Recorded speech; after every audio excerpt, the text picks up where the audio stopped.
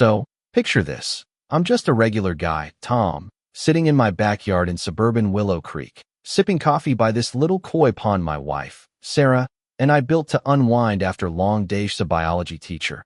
I'm an insurance fraud investigator, not exactly the type to stir up drama, but one day, 3 burly bikers show up, sent by our HOA president to scare Sarah over that damn pond, and 3 minutes later, they're practically begging me to hang up a phone call.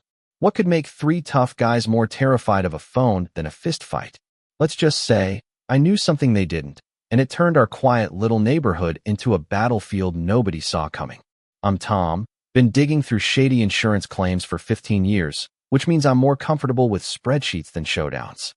Sarah's my rock, teaches high school kids about cells and ecosystems, has this cute habit of rearranging our spice rack when she's stressed, which, trust me, was happening a lot lately. We're not flashy folks, just wanted a peaceful life, maybe watch our fish swim after dinner.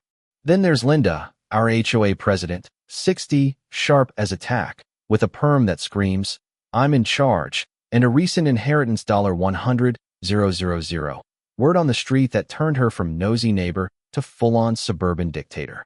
She wasn't broke or desperate. She was just hooked on control, fresh off a messy divorce, with no kids at home and a need to make everyone else's life her business. It all started innocently enough, like most neighborhood wars do. Sarah and I built this koi pond, nothing crazy, just a small water feature, all permits squared away with the county, totally legal. But Linda? She didn't care about legal. Week 1, she's at our door, all smiles, talking about pond aesthetics and property values, like our fish were tanking the neighborhood vibe.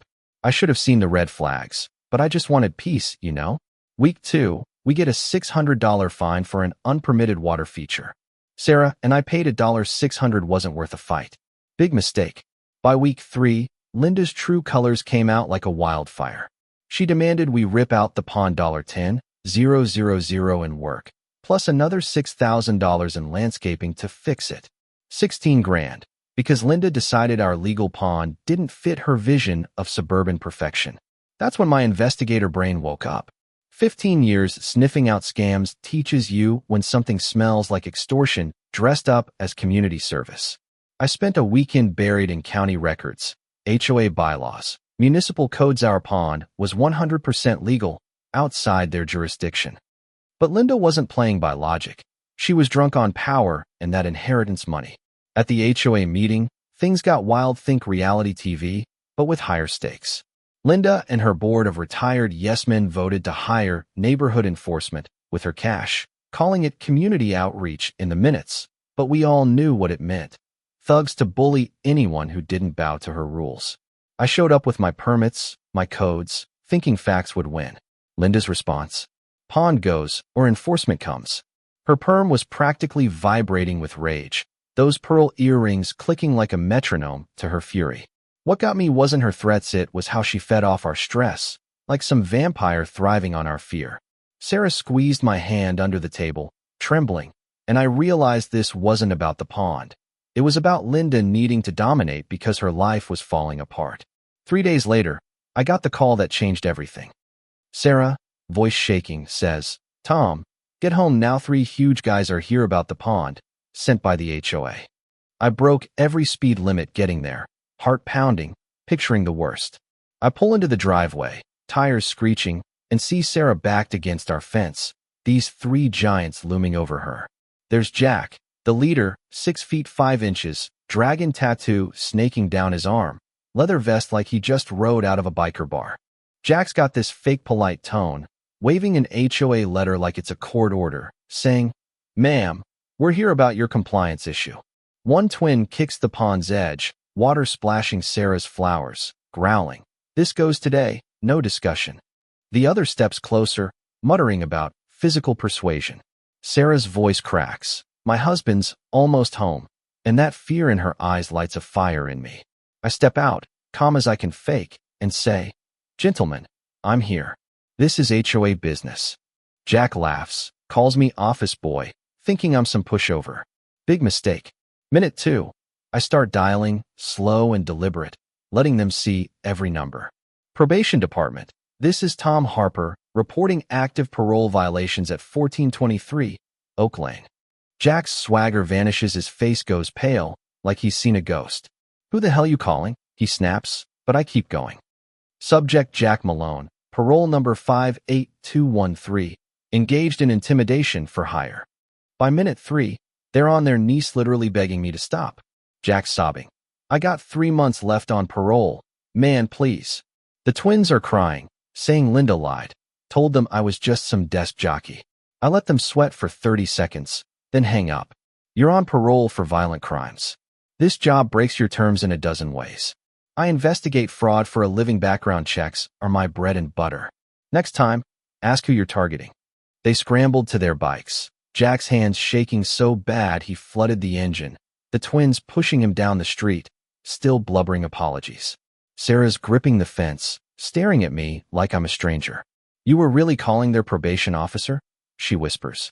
I shrug, heart still racing. Verification's my job. But Linda wasn't done. 10 minutes later, my phone rings, her voice so shrill it could crack glass. You ruined my enforcement team. I fire back. Your team just broke federal parole laws. Want me to call the FBI about conspiracy too? She hangs up, but I knew her type. She'd hit harder, dirtier. 2 days later, she did. Sarah gets called into her principal's office, expecting a curriculum chat, but it's a panel with a stack of anonymous complaints claiming I'm tied to organized crime, dragging danger into our neighborhood. Photos of me with the bikers reel, but twisted to look shady had the school board spooked. Sarah's put on leave, no pay, her career hanging by a thread. She came home crying, something I hadn't seen since her dad passed. She's destroying me, Tom, she sobbed, and something snapped in me. The guy who hated confrontation was gone. I was done playing nice. I went full investigator mode, treating Linda like $1 million scammer. Using my databases, I found she'd been targeting families for years, fake violations, fines, intimidation to force cheap home sales for her consulting firm. This wasn't just a power trip, it was a criminal racket. Then came Ellie, Linda's assistant, a 23-year-old grad drowning in student loans. She'd been recording Linda's rants, copying emails, saving financials not to be a hero, but to cover herself when Linda's empire crashed. Ellie hands me a flash drive, recordings of Linda planning intimidation, emails about systematic pressure campaigns, and ties to a company called Neighborhood Solutions, a nationwide network turning HOA abuse into profit. Linda was just a cog in a bigger machine. I called the IRS fraud hotline. Nothing gets the feds moving like tax evasion across state lines. Agent Laura Hayes spent 3 hours with me, reviewing Ellie's evidence. This is racketeering disguised as property management, she said. Meanwhile, I met Tony Russo, a local restaurateur. Linda owed $40,000 for community projects that were really her thug budget. Tony's legit, but his side gig in alternative lending made him a target for Linda's schemes.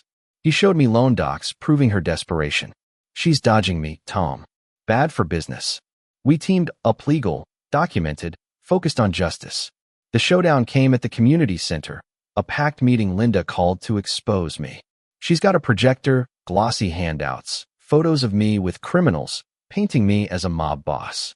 The crowd's murmuring, scared. I stand up, casual, and say, "Let's call your lawyer, Liv." Linda. I dial the number on her fake firm's letterhead. It rings. She answers, trying to fake a voice. Gasps fill the room. She's caught. Ellie steps up, plays recordings of Linda planning extortion, embezzling $70,000 from HOA funds. Tony walks in, suit crisp, laying out her debts. Linda's screaming, throwing papers, mascara streaking as she's cuffed for fraud, embezzlement, and racketeering. Sarah got her job back, plus a promotion. We replaced the HOA board with honest folks.